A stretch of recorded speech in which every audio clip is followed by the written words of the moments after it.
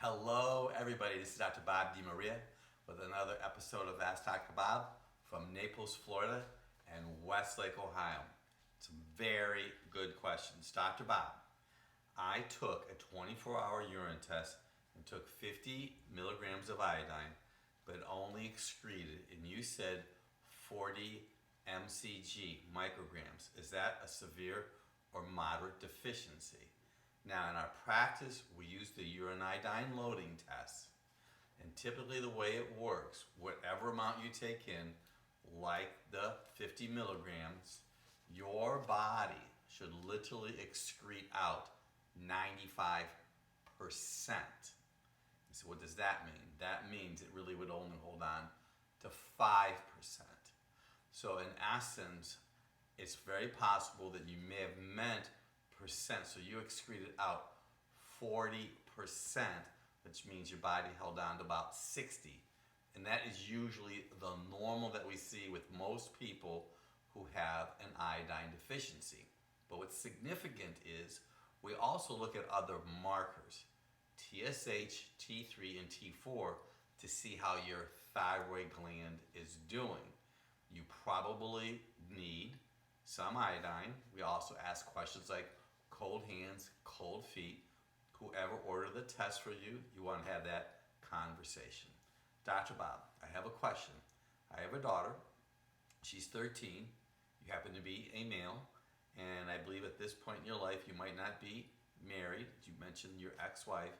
And you were talking about her about having some challenges with PMS and abdominal pain. And you weren't really sure about what's happening. And I think that your ex-wife said something about it being endometriosis because everybody in the family has it.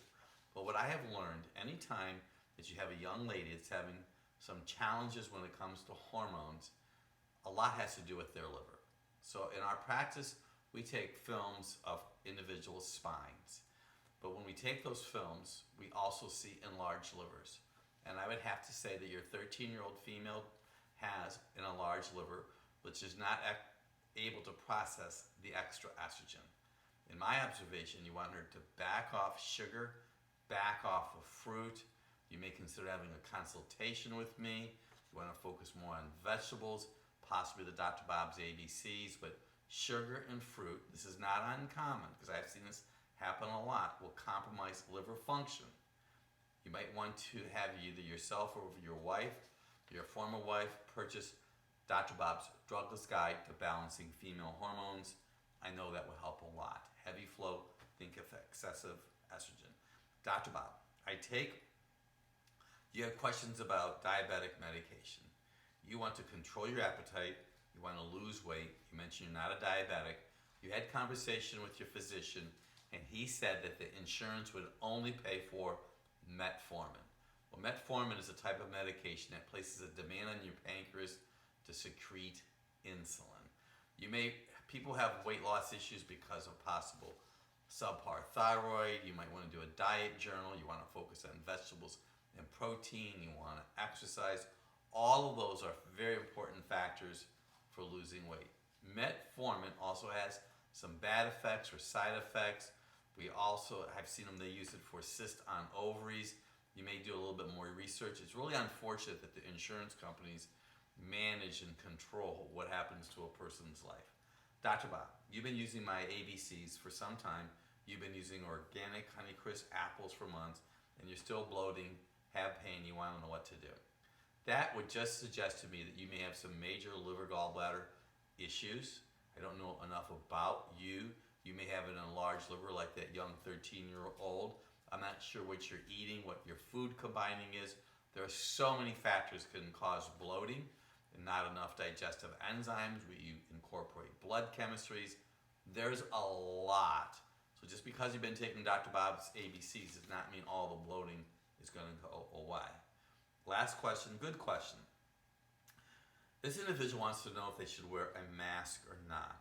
This is for their own personal health and well-being because they eat healthy, they take their products, they use Agricep, they boost their immune system, they get regular chiropractic care. You don't want to wear a mask. So there's so many different thoughts about a mask, and I've read a lot of them. if it's for you yourself. If people who wear that really should wear a mask are people who have coughs. So there's different kinds of masks. So you want to make sure you have the right mask also. I think when you're at home, I would not worry about a mask itself.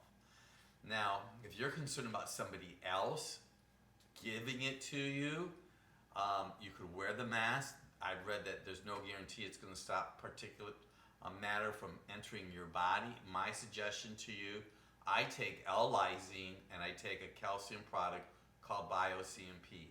That enhances my body's ability to have cell membranes be glued together so viruses can't do their dirty work. I also take 2 drops of vitamin D on my tongue every day, which is a natural antimicrobial. And I also take a product called A-Emulsion Forte, all available on the website, druglessdoctor.com.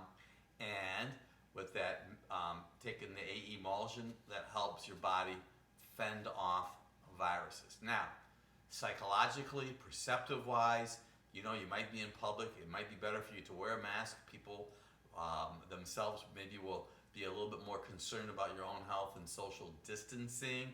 I actually use an ionizer, which creates an electrical charge around my body.